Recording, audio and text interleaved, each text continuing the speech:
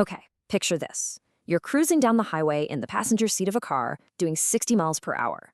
You pull out your smartphone, tap a video, and boom, it plays instantly in high definition. No buffering, no dropped signal. Honestly, it feels a bit like magic. But how exactly does your device manage to hold on to a flawless high-speed data connection while you're hurtling through space? Well, it's a fascinating question, and it sets up the entire focus of our explainer today. Welcome to the Explainer. I am super pumped to look under the hood of cellular networks and mobile communications today. We're going to explore the telecommunications engineering that literally powers our hyper-connected daily lives. We are pulling back the curtain, charting this incredible journey from those chunky early analog brick phones all the way to the gigabit internet connections sitting in your pocket right now. So, here's our game plan. First up, we'll tackle the cellular concept. Then, we'll see how handoffs work before moving through 1G and 2G going digital. From there, we hit the 3G data revolution, and finally wrap up with 4G LTE and WiMAX. All right, part one, the cellular concept. Before we can even touch blazing fast data speeds, we really have to understand the architectural blueprint. Take a look at this honeycomb pattern right here. This is exactly why we call them cell phones. You see, the fundamental problem with wireless communication is that radio spectrum is incredibly scarce. There just simply aren't enough frequencies for everyone in a major city to have their own dedicated channel on one giant radio tower. So engineers got clever. They divided geographic regions into smaller, much more manageable areas called cells. Each cell gets its own base station and operates on a specific set of frequencies. And by keeping the transmit power relatively low, the signal basically stays trapped within that specific hexagon. Which brings us to the real genius of this system, frequency reuse. Because the signal from one cell doesn't travel forever, you can actually take that exact same frequency band and recycle it for another cell further down the road, as long as the two cells aren't directly touching. It is an absolute game changer for spectrum scarcity. Instead of a single massive antenna supporting maybe 100 calls for a whole city, a cellular design can support tens of thousands of simultaneous connections, all by safely recycling those same frequencies over and over again across widely separated cells. Moving on to part two, how handoffs work. Okay, so this begs the question, why doesn't your call just instantly drop when you drive across one of those invisible cell boundaries?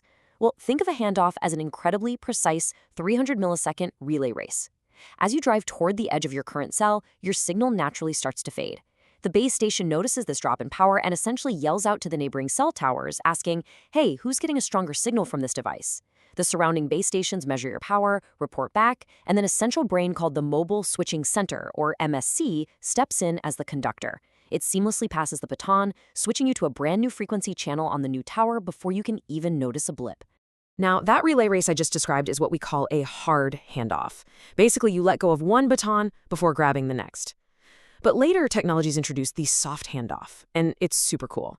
This feature actually allows your phone to communicate with two or more base stations simultaneously as you cross a border. It's kind of like holding onto a rope with both hands. Your phone is constantly evaluating the power from multiple cells, dynamically holding onto the best signal without ever fully disconnecting from the network. It massively reduces dropped calls. All right, section 3, 1G and 2G, going digital. Now that we've got the physical layout of the towers down, let's look at the timeline. This gives us a really clear map of our journey from analog to broadband. In 1982, we saw the deployment of 1G, the Advanced Mobile Phone System, or AMPS. Fast forward about a decade to 1991, and boom, 2G arrives, dominated by the GSM standard. Then the early 2000s hit us with 3G broadband speeds, paving the way for the late 2000s, where 4G LTE and WiMAX completely redefine what a phone is even capable of. The speed of this progression from basic analog voice to ultra-fast broadband is just staggering.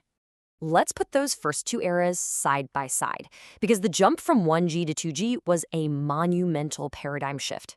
1G AMPS transmitted voice as continuously varying analog signals. It was literally just for voice calls. But 2G GSM, that digitized everything.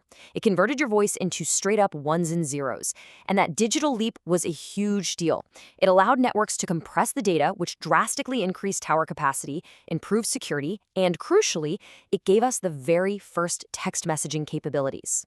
But 2G GSM didn't just digitize voice. It fundamentally upgraded how our devices interacted with the network. Remember that handoff relay race? In 1G, the network did all the heavy lifting. But in 2G, we get mobile assisted handoff, or MAHO. See, GSM uses time slots, meaning the phone actually sits idle for these tiny fractions of a second between transmitting and receiving. And your phone uses those idle milliseconds to actively scan your buddy towers, measure their signal strength, and send a tidy report right back to the network. The mobile device itself became smart enough to actively help find its next connection. Next up, Section 4, 3G, the data revolution. So then the 2000s roll around, bringing us 3G, where voice really began taking a backseat to internet browsing, email, and eventually apps. The secret sauce of this revolution was CDMA, or Code Division Multiple Access. Instead of giving everyone a separate frequency channel or making them take turns in time slots, CDMA just throws everyone onto the exact same frequency band at the exact same time, which sounds like total chaos, right? Imagine a crowded room where literally everyone is talking at once. But the genius of CDMA is that it assigns a unique mathematical code called an orthogonal code to each user's data. It's like everyone in that crowded room is speaking a completely different language. Your phone only listens to its specific language and filters all the rest out as background noise. This spread spectrum trick completely blew the doors off data capacity limits. And finally, Section 5, 4G, LTE, and WiMAX. With 4G LTE and WiMAX, the telecom industry basically pulled a miracle. They built these all-IP ultra-broadband networks that effectively brought wired internet architecture right through the air. Just look at the massive jump in maximum download speeds on this table here. Back in the 3G era, we were thrilled to get maybe 3 megabits per second. But 4G LTE Advanced pushes that theoretical limit to a mind-blowing 1 gigabit per second, with WiMAX right up there too. But here's the crazy part.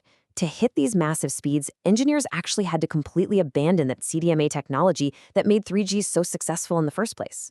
To hit gigabit speeds, 4G relied on two absolute magic bullets, OFDM and MIMO.